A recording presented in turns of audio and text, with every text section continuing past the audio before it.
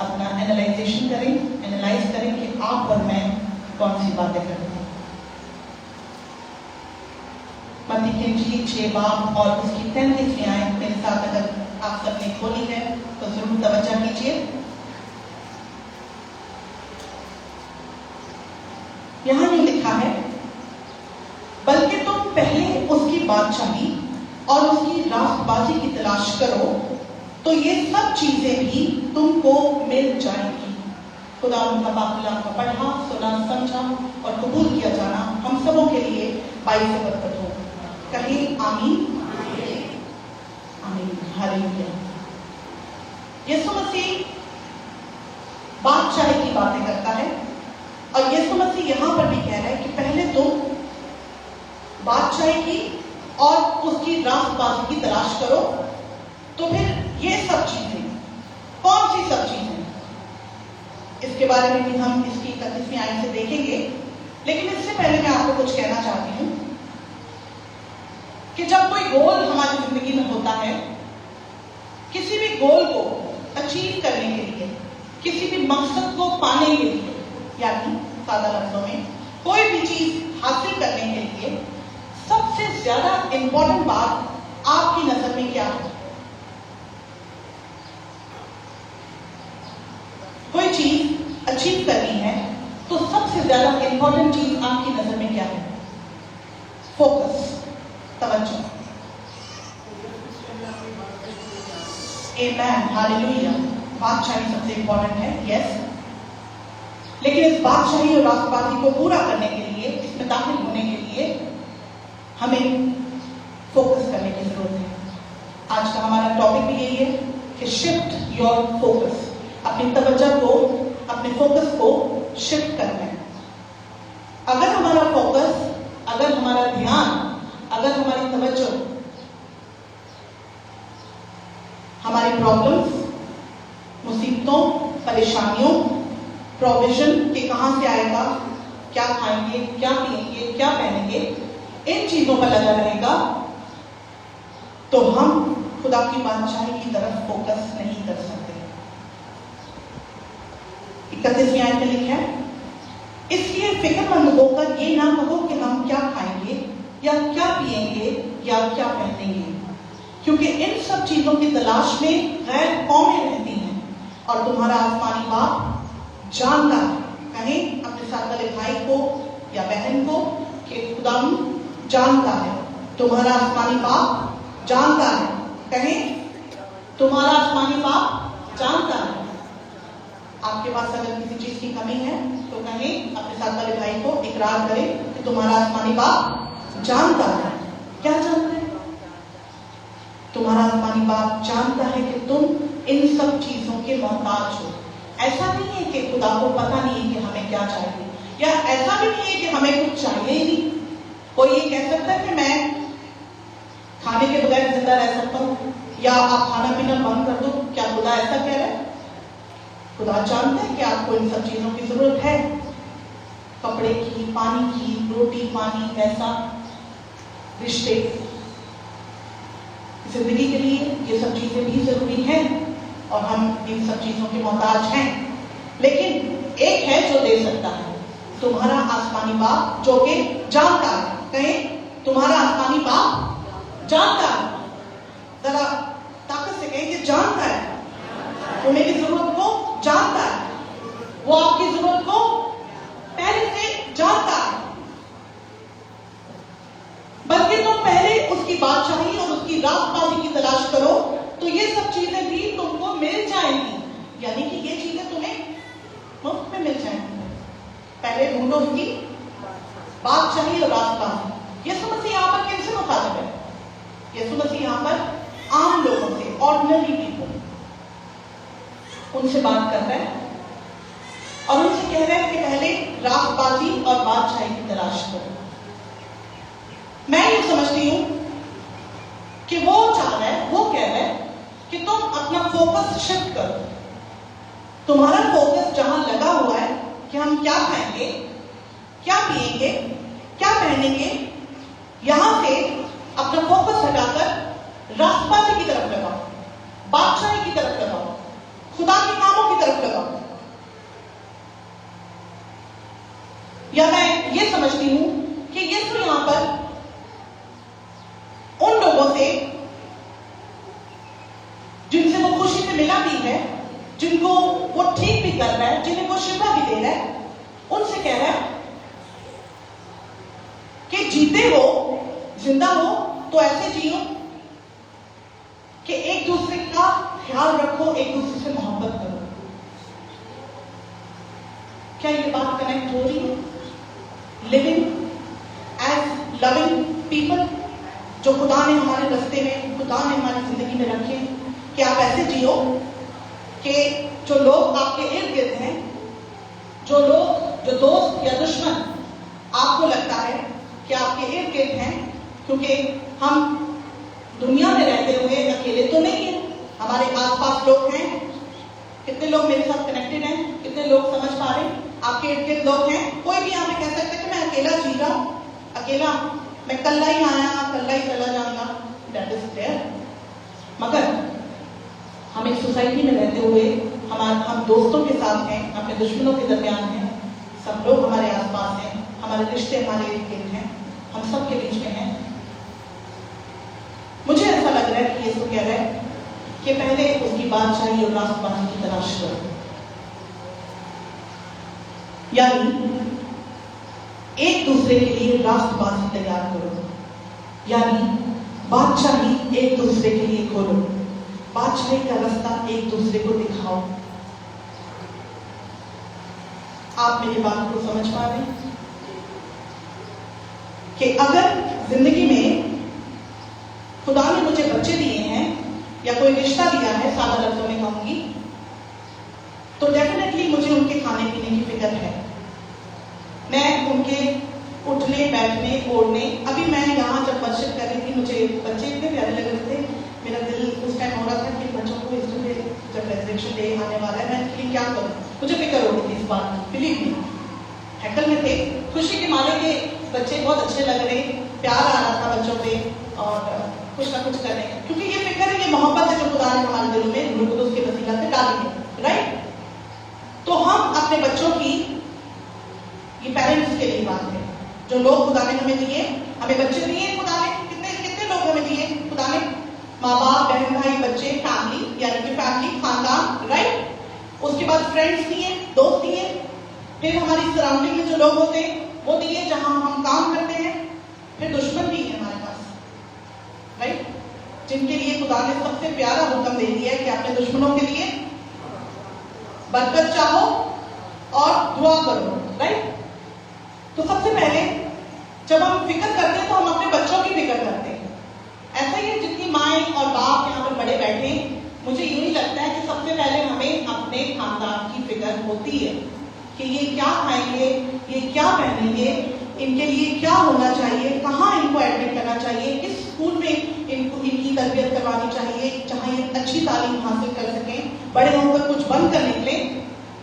हमें सबसे पहले ये फिक्र लाहक होती है। लेकिन यीशु मसीह अपने लोगों से कह रहे हैं कि शिफ्ट योर फोकस, अपने बच्चों की फिक्र कि उनके खाने पीने के लिए आप क्या करेंगे, उनको क्या पहनाएंगे, इस फिक्र से हटकर आप उनकी रास्तबाजी के बारे में सोचिए। बहुत दफा देखा है कि बच्चों को हम बहुत अच्छी तालीम और बहुत अच्छी चीजें मुहैया करते हैं, तालीम दिलवाते हैं, सब चीजें उन्हें फराहम करते हैं, वाजिब मिकदार में बेस्ट देना चाहते हैं।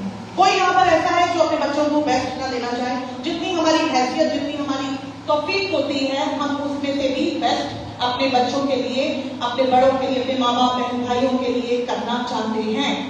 लेकिन सबसे बेस्ट जो बात है, जिस पर यीशु आज आपकी तवज्जो दिलवा रहा है, वो कह रहा है कि शिफ्ट योर फोकस। आप अपना फोकस, अपनी तवज्जो इनकी खाने पीने की फिक्र से हटकर इनकी रास्तबाजी की तरफ लगाएं। अगर मैं अपनी औलाद को अच्छा कपड़ा पहनाऊं या ना पहनाऊं, उनको अच्छी दुनियावी तालीम दे सकूं, या अगर मैं इस लायक नहीं हूं तो ना भी दे सकूं, तो इससे फर्क नहीं पड़ता। कोई मुझे कह सकता है कि नहीं, बात गलत तो नहीं कर रही, इससे फर्क नहीं पड़ता। यीशु को इससे फर्क नहीं पड़ेगा। लेकिन अगर फर्क पड़ेगा तो इस बात से कि अगर उनकी जिंदगी में यीशु मसीह नहीं है, अगर उनकी जिंदगी में बेटा नहीं है, अगर उन्हें ये नहीं पता कि जब मुसीबत आएगी, जब तकलीफ आएगी, तो मेरा हौसला कौन बुलंद करेगा। जब मेरे माँ बाप सर पे नहीं होंगे, जब मेरे इर्द गिर्द कोई बड़ा नहीं होगा, कोई कमाने वाला नहीं होगा, तो मैं किसके दर पर जाऊंगा। इसलिए अपनी औलाद को बादशाही, राष्ट्रवासी, यीशु मसीह की पहचान दें। उन्हें बताएं कि खुदा की बादशाही क्या है, कितना इंपॉर्टेंट है, कितना खास है, कितना जरूरी है। अब ये बादशाही है क्या? आप लोग सोच रहे हो कि बादशाही में क्या होता है? कोई बताएगा बादशाही में क्या होता है? जहां बादशाही होती है वहां सल्तनत होती है, और कौन होता है वहां पर?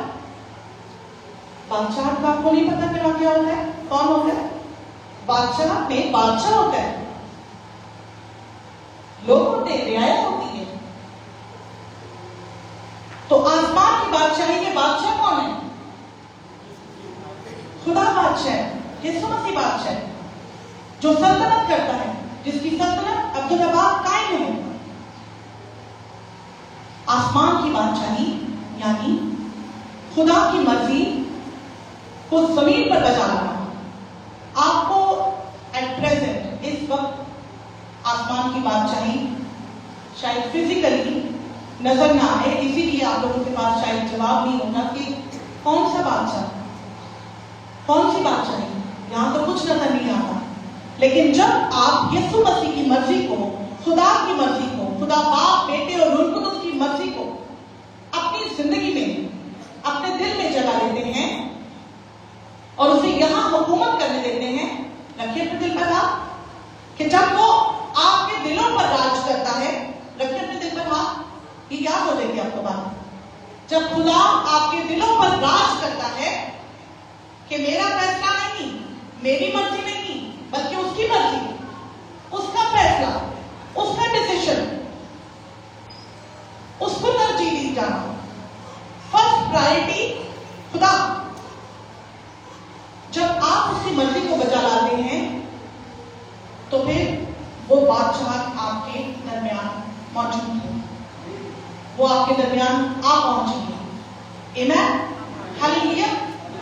और यीशु यहां पर यही कह रहा है कि अपना फोकस दुनिया से हटाकर, दुनिया की फिक्रों से हटाकर, जैसे आज हम बहुत सारी फिक्रों में हैं, क्योंकि वक्त आप देख रहे हैं दुनिया में जंग है, सबको ये फिक्र है कि कल क्या होगा,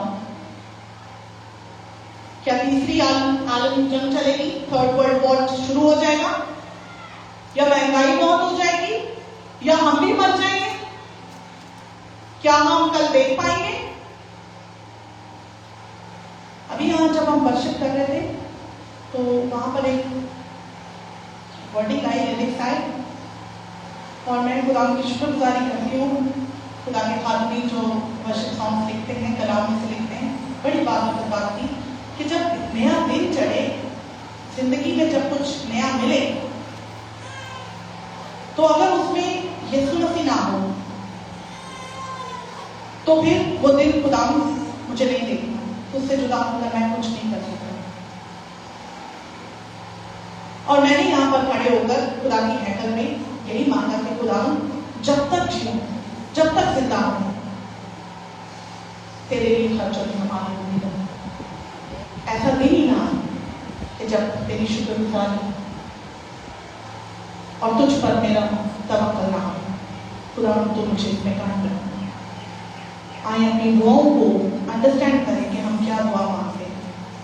हमारी दुआएं सिर्फ मटीरियलिस्टिक या हमारी प्रॉब्लम्स, हमारे प्रोविजंस को लेकर नहीं है,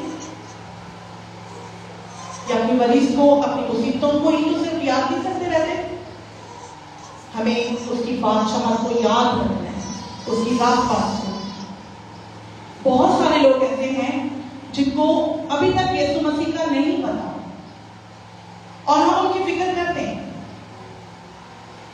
हम उनकी फिक्र करते हैं कि खानदान का ये फर्द है, इसके पास इसकी हमें मदद करनी चाहिए, ये बहुत दुखी है, या ये गरीब है, इसके पास हमें पहुंचना है। कि आप सोल्स को सेव करें, रूहों को बचाएं। रास्तबाजी, पहले ढूंढो उसकी रास्तबाजी और उसकी बादशाही की तलाश करो। क्या आपके इर्द गिर्द जो आपको कई लोग नजर आते हैं खानदान में, सबसे पहले अपने बच्चों को आपने यीशु मसीह की पहचान देनी है और बादशाही का रास्ता दिखाना है। फिर जो आपके इर्द गिर्द लोग हैं, आपके फ्रेंड्स हैं, उनके पास भी आपने पहुंचना है। अब क्या मैं ये करूं कि मैं किसी को जाकर पकड़कर तौबा का कलाम दूं, तौबा कर लो, तू बड़ा गुनहगार है, तौबा कर ले, यीशु को कबूल कर ले? क्या ऐसा करने से कोई कन्विंस होगा? जब तक उसे मुझ में वो बादशाह करते नजर नहीं आएगा, कोई कन्विंस नहीं होगा। आज यहां पर हम देख रहे हैं चर्च बहुत बड़ा है और काफी सारे लोग हैं, काफी सारे नहीं भी हैं, लेकिन क्या वजह है कि लोग नहीं हैं? क्या हमने किसी का बोझ लिया है कि इतनी मोहब्बत उससे की जाए, इतनी शफकत, इतना फेवर उसे दिखाया जाए, अपने अंदर से रूह कुदूस हमारे अंदर इतना मैनिफेस्ट हो कि कोई मजबूर हो जाए कि मुझे जाना है चर्च, इसकी वजह से जाना है, इसने मुझे बोला था। हम बहुत सारे लोगों को बोलते हैं चर्च जाना तो बोलते हैं, बताते, याद कराते, खासतौर से उनको जिनसे हम प्यार करते हैं उनको हम बोलते हैं, लेकिन क्या वो आ रहे? कभी आ जाते, कभी नहीं आते, आ रहे। तो इसका मतलब वो राजा, वो बादशाह इधर राज नहीं कर सकता। आप पॉइंट को समझ रहे? आज ये जगह जो खाली है, मैं समझती हूं जिन्हें मरने में बहुत सारे लोग आए होते हैं, मजबूरी जाना ही है। उन जो तुम मिलो ना मिलो, उनसे जाना ही पड़ेगा, उन नाराजगियां नहीं देख सकते। हाँ चलो अपनी जिम्मेदारी पूरी करके आओ, कोई बात नहीं। ऐसा करते जब कोई जीता या मरता है, शादी होती है, तो एक वीडियो मैंने उसमें देखी, उधर था कि अगर कजन आपस में मिलना चाहते तो कहते किसी की फौजगी करवा लो या शादी करवा लो, तो ही सारे कजन आपस में इकट्ठे हो पाएंगे और हमारी मुलाकात हो सकती है। वरना नहीं तो अब वो हालात नहीं है कि हम सारे बहन भाई या सारे कजन इकट्ठे एक जगह पर जमा हो जाए। खुदा की हैकल या खुदा का मस्बा या खुदा का घर क्यों नहीं, जहां हम खानदान की सूरत में इकट्ठे हो पाए? क्योंकि यहां पर तो दिल खुलते हैं, यहां तो हम अपने आप को मेल देते हैं। ये सच्ची जगह है, ये वफादार खुदा की जगह है। इसलिए तो लोग आपकी यहां पर आने के लिए नहीं सुनते। कितने मेरे साथ यहां पर इस बात को समझ पा रहे हैं? आप समझ पा रहे हैं? कोई डीप बात तो नहीं कर रही, मैं अंडरस्टैंड कर पा रहे हैं। लेकिन अगर आप आज कोई शादी रखे, फलाने मुंडे की कुड़ी का ब्याह है, ते पहली कुड़ी है तो जाना तो पड़ेगा, पहुंचेंगे, चक्कर से लेके पहुंचेंगे, कपड़े भी सिलवाएंगे, इज्जत का मसला है, लेना देना भी करना है। लेकिन अगर आप उन्हें दावत दें कि आप चर्च आना क्योंकि आप मेरे भाई हो, आज मेरी मीटिंग है, आज मैं खुदा के मसबा पर खड़ा होने वाला हूं, आज मैं फर्स्ट टाइम मीटिंग प्रिसाइड करने वाला हूं, आज मैं फर्स्ट टाइम कलाम शेयर करने वाला हूं, आज हमारे चर्च में ये चीज है या वो बात है, लोग नहीं सुने। आप सब मेरे साथ हैं? Shift your focus. हमें जिंदगियों को ढूंढना है, बल्कि ढूंढने की जरूरत नहीं है, हमें सब पता है कि कौन कौन खुदा की रास्ता का मोहताज है, उसको जरूरत है, सबको जरूरत है, सबको उस बादशाह की जरूरत है। और वो बादशाह जिसकी मर्जी को जब हम बचा लाएंगे, जिसकी मर्जी पर जब हम चलेंगे, तो डेफिनेटली उसका इम्पैक्ट, उसका इफेक्ट, उसका असर जिंदगियों पर होगा। आज अपने आप को जांचें और टटोलें कि मैं कहां पर खड़ा हूं, मैं किधर हूं? मेरे घर में कितने लोग हैं जो मेरी वजह से खुश नहीं हैं? क्या मैं खुदा की रास्तबाजी को पूरे तौर पर उस पर चल रही हूं? क्या मेरी वजह से कोई यीशु मसीह को कबूल कर रहा है? कितनी जिंदगियां बचाएंगे इस पूरे दूसरे साल में, 2025 में? या चलिए 2025 को छोड़ दें, पूरी जिंदगी में कितने लोगों को तौबा की तरफ माइल किया? कितने लोगों को बपतिस्मा के लिए आपने तैयार किया? कितने लोगों को आप खींच कर लेकर आएंगे कि आओ चलो? कितने लोगों को तब्दील करने के लिए आप जरिया बने हैं, आप वो बीज बने हैं, आप वो गिफ्ट बने हैं, तोहफा बने हैं कि यीशु तक ले जाए, उस बादशाह तक ले जाए जहां अवधि जिंदगी है, जहां अवधि खुशी है, जहां बेटा है, जहां बाप है। आइए एक तफसील लेकर हम अंडरस्टैंड करेंगे इस चीज को। खमीर कितने लोग जानते हैं? खमीर से कितने लोग वाकिफ हैं? बहनें बड़ी उदास बैठी हैं बहनें, अम्मी खमीर को सब जानते हैं ना? खमीर, राइट? ब्रेड में डालो, आटे में डालो तो पूरा आटा क्या हो जाता है? खमीर हो जाता है ना? आइए हम खमीर की मिसाल से, तफसील से सीखेंगे कि क्यों यीशु मसीह बादशाह को खमीर से तशबीह दे रहे। लूका की इंजील 13 बाब और उसकी 20 और 21 आयत। तो हमें क्या करना है? अपना फोकस प्रोफेशन से हटके, दुनिया की फिक्रों से हटकर कहां लगाना है? मुश्किल समझाया मैंने। किधर लगाना है? लोगों की तरफ। बोले प्रॉब्लम से पीपल, ये वर्ड समझ में आ जाएगा। पी से प्रॉब्लम होता है, पी से पीपल, कि अपना फोकस जो है अपनी प्रॉब्लम से हटके लोगों की तरफ लगाना है, राइट? यस, लोगों की तरफ, यानी कि आपने उनकी फिक्र करनी है कि रास्ता की तरफ जाए। ये पॉइंट है कि अपना फोकस दुनिया की फिक्रों से हटकर लोगों को कैसे बचाना है और कैसे उनको रास्तबाजी की तरफ लेकर जाना है। यीशु आपसे मुझसे ये चाहता है ना साहब? सही कह रही ना? ठीक है कि हमें लोगों को कैसे बचाना है, हमें कैसे उनको रास्तबाजी की तरफ खींच कर लेकर जाना है। तो सिंपल सा आंसर है, उसकी मर्जी पर चलना है। कहें उसकी मर्जी पर चलना है। आमीन, हालेलुया। लूका की इंजील और उसका 13 बाब और उसकी 20 और 21 आयत। यहां लिखा है, उसने फिर कहा, मैं खुदा की बादशाही को किससे तशबीह दूं? वो खमीर की मानक है जिसे एक औरत ने लेकर 3 पैमाना आटे में मिलाया और होते होते सब खमीर हो गया।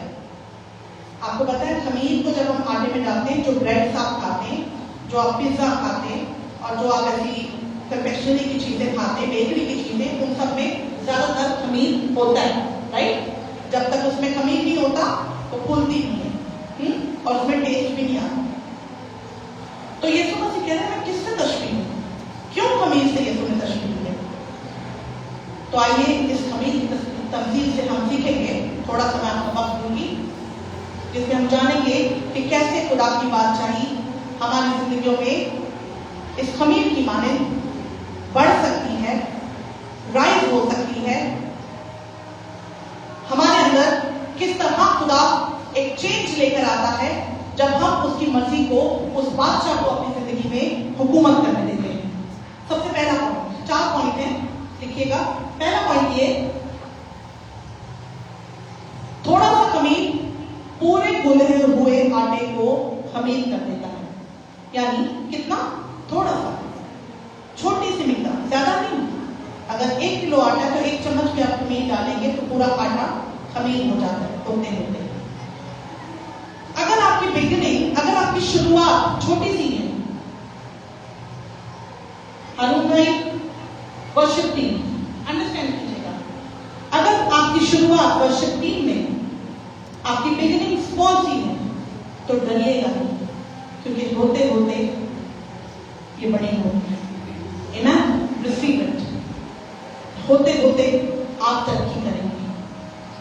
यीशु मसीह कितने शागिर्दों के साथ उसने मिनिस्ट्री शुरू की? 12 शागिर्दों के साथ, राइट? और कहां से? गलील से, जो कि वाज़ेह कॉन्टिनेंट था, एक वाज़ेह जगह नहीं थी दुनिया के नक्शे पे अगर देखें तो। लेकिन वो बढ़ते बढ़ते जूं जूं खुशखबरी फैली, कलाम तरक्की करता गया। जिस तरह से गुड न्यूज फैलती गई, वो 12 रसूल जाते रहे और कलाम की मुनादी करते रहे। पूरी दुनिया में आज आप देख रहे हैं सबसे ज्यादा मसीही लोग। आमेन, हालेलुया। तालियां बजाएंगे उन तालियों को पूरा के लिए। तो बिगिनिंग, अगर आपका स्टार्टिंग पॉइंट अगर स्मॉल भी है तो घबराने की जरूरत नहीं है।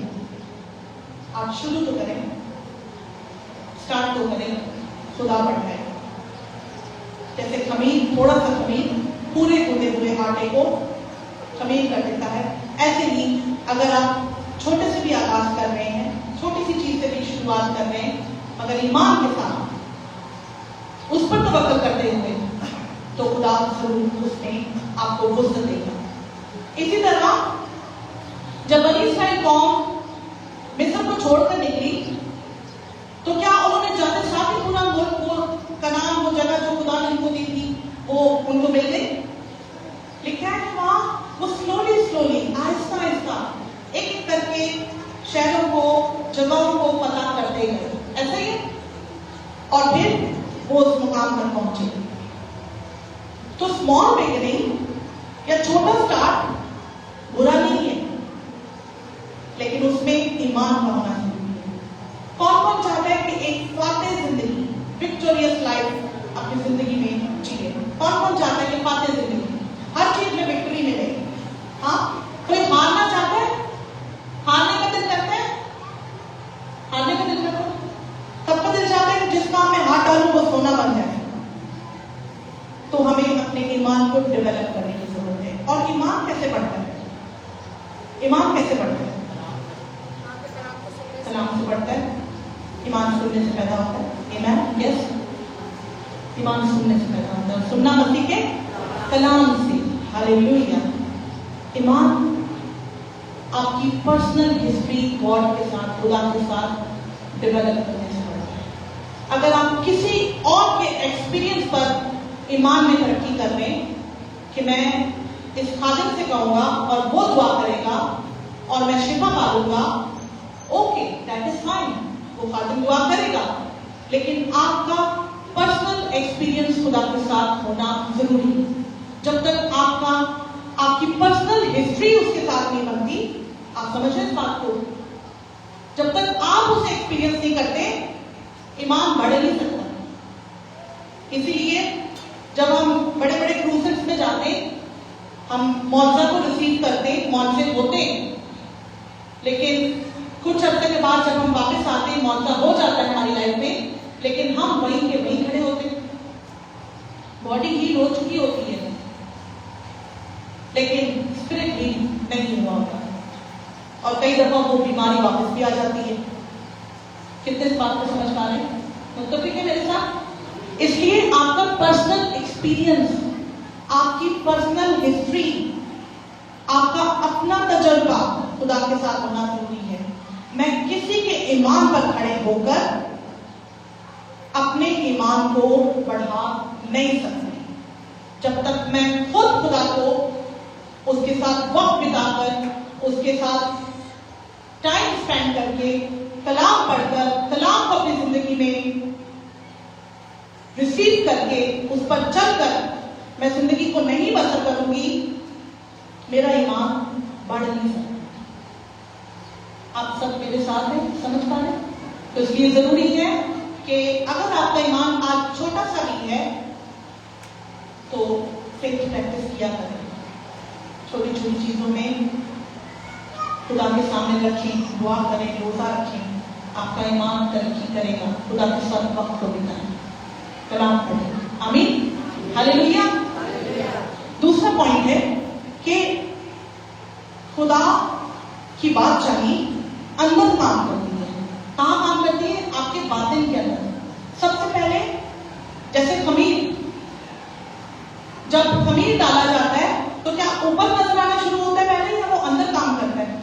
आटे के अंदर वो काम करना शुरू करता है। उसकी एक्सरसाइज, उसकी जो मशक होती है, अपना असर वो आटे के अंदर करना, काम करना शुरू करती है। इसी तरह खुदा की बात चाह भी, जब आप यीशु मसीह को कबूल करते हैं, जब आप उसे अपना शक्ति निजात दहिंदा मान लेते हैं और उसके हुक्मों पर चलते हैं, तो सबसे पहले वो आपके बातिन को बदलता है। सबसे पहले आपका दिल बदलता है।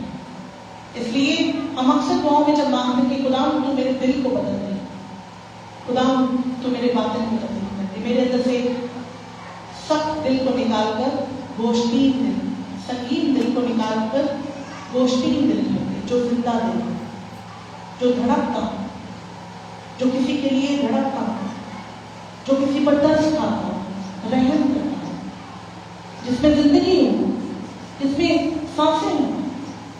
खुदा तू मुझ पर रहम कर। जब आप खुदा की मर्जी को पूरा करते हैं, उसकी बादशाही को समझते हैं कि वो बादशाह मेरी जिंदगी में राज करे, हुकूमत करे, तो सबसे पहले वो आपके दिल को तब्दील करता है।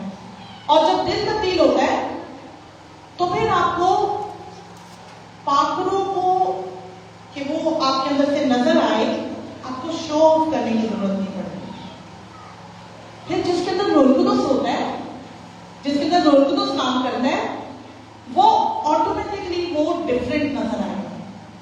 ऐसा है, उसको चीख कर बताना नहीं पड़ेगा कि मेरे अंदर खुदा का पाखरू है, मेरा दिल बदल चुका है, मैं तब्दील हो चुका हूं, बल्कि खुदा का रूह उसके अंदर काम करेगा और खुदा की शफकत, उसकी मोहब्बत उसके अंदर से नजर आएगी, मैनिफेस्ट होगी।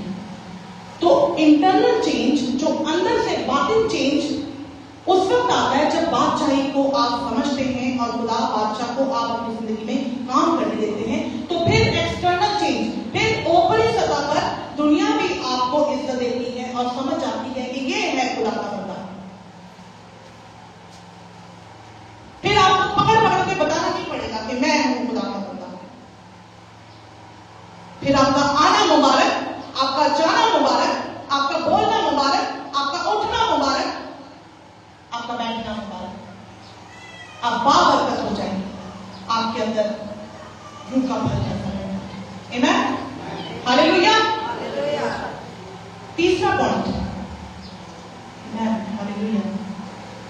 जैसे खमीर उस वक्त तक काम करता है जब तक पूरा आटा खमीर ना हो जाए। ऐसा ही है क्या? बीच में अपना काम छोड़ता है खमीर क्या? नहीं, बस अभी तो नहीं काम करना है, मैं आपके काम नहीं कर रहा। नहीं, खमीर उस वक्त तक काम करता है जब तक पूरा आटा खमीर नहीं हो जाता। तो बादशाह के फर्जंद, बादशाही के बेटे और बेटियां, बादशाह के सिटीजन, शहरी, हम कहां के शहरी हैं? हम जमीन पर रहते हुए कौन से शहरी हैं? आसमानी शहरी हैं। अगर कोई आपसे पूछे कि आप कहां के हैं, कोई रूहानी आदमी आपसे पूछे, तो आप बताएं हम हेवनली लोग हैं, हम आसमानी लोग हैं। हम दुनिया में तो हैं पर हम दुनिया के नहीं है, पौलुस रसूल कहते हैं। और आपने और मैंने भी ऐसे ही बनना है कि हम दुनिया में रहते हुए भी दुनिया के नहीं, हम खुदा के लोग हैं। और बादशाह के जो बेटे बेटियां हैं, आसमानी शहरी जो हैं, ये भी काम करते हैं, ये थकते नहीं है, ये मूड पर नहीं चलते कि आज मूड है, आज नहीं।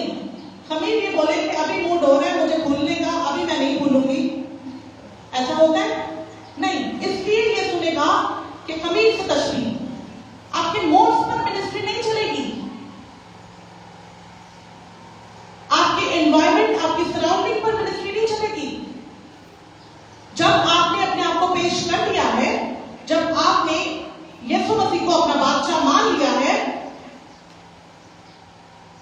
तो आपको मुसलसल काम करते रहना है जब तक आप सबको उस बादशाह में शामिल करने के लायक ना हो जाए।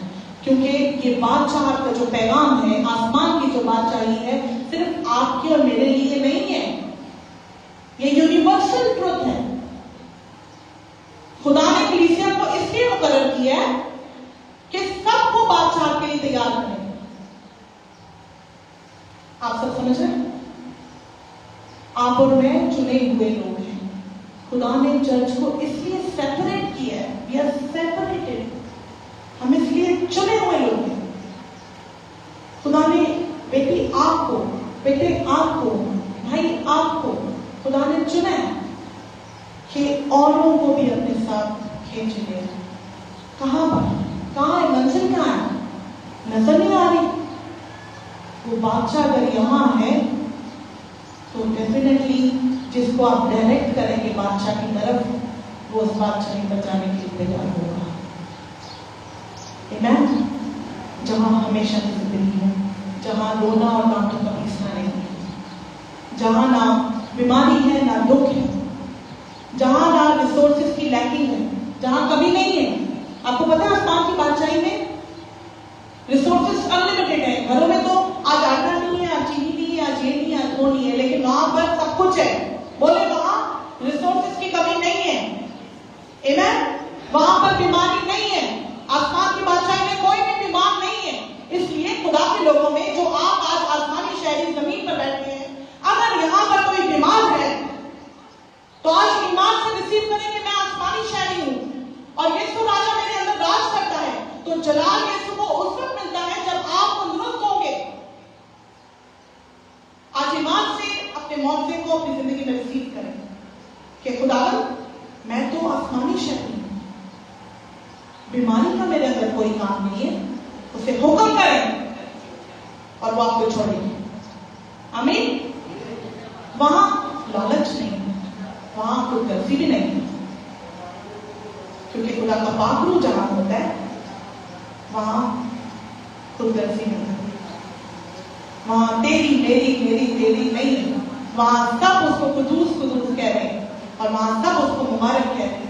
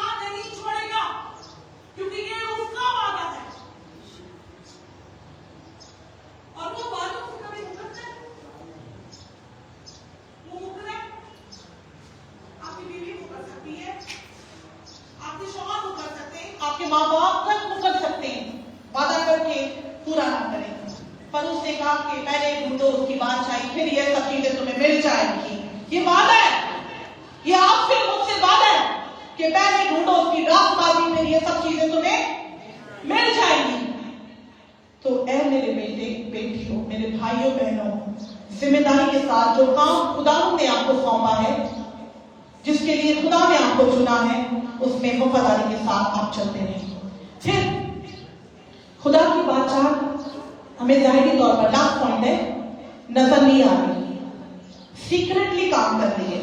राइट। जिस जिंदगी में यीशु काम करता है, हाँ, सीक्रेटली यीशु काम कर रहा है, साइलेंटली ढिंडोरा नहीं पीट के काम कर रहा है। लेकिन जब वक्त आता है तो उसके अंदर से जो मोहब्बत, जो खुशी, जो इत्मीनान उस जिंदगी में से जाहिर होता है, वो यीशु मसीह का ढिंडोरा पीट देता है। आमीन। हालेलुया। जब आपके अंदर यीशु राजा काम करता है तो फिर शोर तो खुद ही हो जाएगा, आपको शोर करने की जरूरत नहीं पड़ेगी। खमीर अंदर ही अंदर साइलेंटली वर्क करता है, खामोशी से अपना काम किए जाता है, नजर नहीं आता पर हमें काम किए जाता है, करता रहता है मुसलसल सीक्रेटली।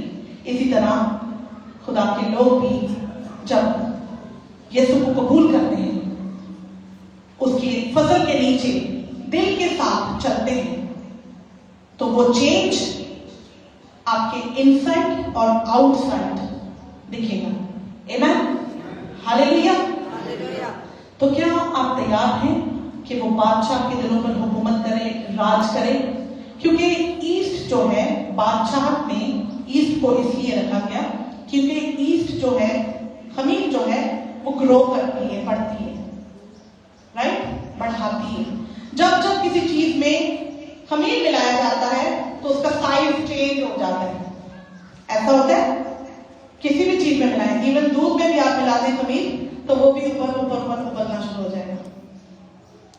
तो खुदा ने खमीर से इसलिए तशबीह दी कि जब जब आप कहीं जाएं तो वहां पर ग्रोथ हो जाए। जहां जहां आप खुशखबरी को लेकर जाएं, जहां आप यीशु मसीह को लेकर जाएं अपने साथ, वहां पर आपके जाने से ग्रोथ हो, वहां आपका जाना उसके लिए बाबरकत हो जाए। कितने इस पॉइंट को समझ पा रहे हैं? आमीन। तो अपना फोकस फिक्रों से हटाकर पीपल पर, लोगों पर, जिंदगियों पर लगाना है ताकि वो जिंदगियां रास्तबाजी के लिए तैयार हो सके, किंगडम ऑफ गॉड की तरफ, खुदा की बादशाही की तरफ लगाना है। आमीन, हालेलुया। जो जो आप जिंदगी में खुशखबरी को फैलाते जाएंगे, डेफिनेटली फिर ना सिर्फ आपके इर्द गिर्द के लोग बदलेंगे, आपकी सोसाइटी बदलेगी, आपके हालात बदलेंगे, आप जिस नेशन में हैं वहां पर चीजें चेंज होंगी, बल्कि आप जहां जाएंगे, जहां आपका कदम टिकेगा, वो जगह आपके जाने से बाबरकत हो जाएगी। आमीन, हालेलुया। तो आइए आज ईमान के साथ खुदा से मांगे कि खुदा तू मुझे तौफीक दे, क्योंकि ज़बूर 72 मेरे साथ बोलिए कि आपकी मेरी जिम्मेदारी है कि सब जगह पर खुदा को लेकर जाना है, उसकी बादशाह को पहुंचाना है। ज़बूर 72 कुछ वर्सेस आपके सामने चाहूंगी कि खोलें। ज़बूर 72 और उसकी 19वीं आयत। यहां लिखा है, उसका जलील नाम हमेशा के लिए मुबारक हो और सारी जमीन, कहें सारी जमीन उसके जलाल से मामूर हो। आमीन। ये किसकी जिम्मेदारी है कि सारी जमीन तक वो खुशखबरी पहुंच पाए? किसकी जिम्मेदारी है? कहें संतोले भाई को, आरिफ भाई, कहें भाई को, आपकी जिम्मेदारी है, आपको पहुंचना है। दूसरे को नहीं बोलना तू पहुंच, तू चल फिर मैं आना। अक्सर हम ये कहते हैं तू चल फिर मैं आना, लेट नहीं होना, बल्कि खुद भी पहुंचना है और औरों को भी लेकर जाना है। आमीन। दानियल की किताब उसका 2 बाब और उसकी 35वीं आयत मेरे साथ मिलकर खोलें। एक और वर्ष इसके साथ, इसके बाद हम खोलेंगे हबक्कूक 2 बाब, जिसने दानियल 2 बाब निकाल लिया, जरूर पढ़िए उसको। 2 बाब उसकी 35वीं आयत। अगर किसी ने निकाल लिया तो तलावत करें, नहीं तो मैं पढ़ती हूं।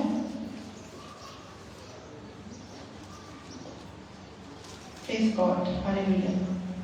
तब लोहा और मिट्टी और तांबा और चांदी और सोना टुकड़े टुकड़े किए गए और ताबिस्तानी खलियान के भूसे की मानद हुए और हवा उनको उड़ा ले गई, यहां तक कि उनका पत्ता ना मिला।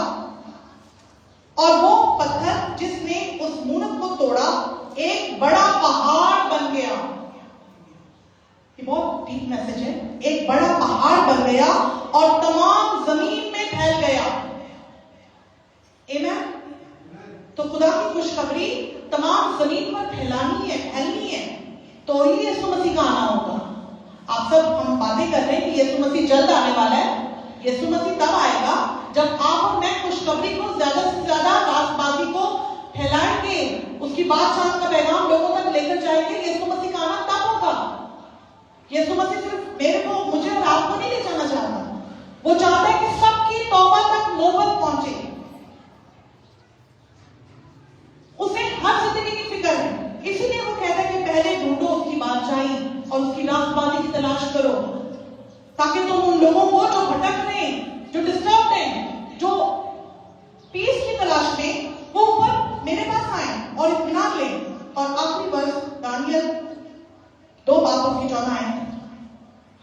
2 बाब और उसकी 14 आयत खोलिए।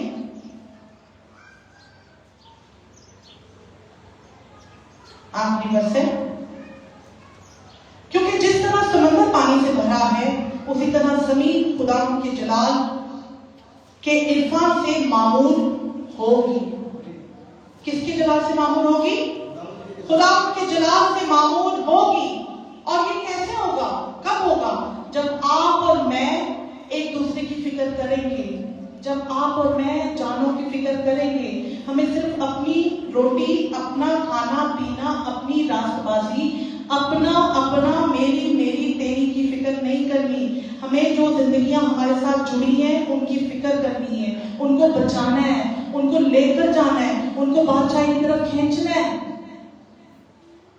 क्या आप सब मेरे साथ तैयार हैं कि हम ये काम करेंगे खुदा की बादशाह के लिए? हम अपने दिलों को खोलेंगे, हम हिम्मत करेंगे। आइए अपने कदमों पर खड़े हो जाए। सब तैयार है? सबके लिए तालियां हो जाए। सब तैयार है? हालेलुया। खुदा आप सबको आज सलाम के वसीला से बरकत दे। आइए दुआ करेंगे, खुदा की शुक्रगुजारी के लिए दुआ करेंगे कि खुदा ने हमें तौफीक बख्शी कि हम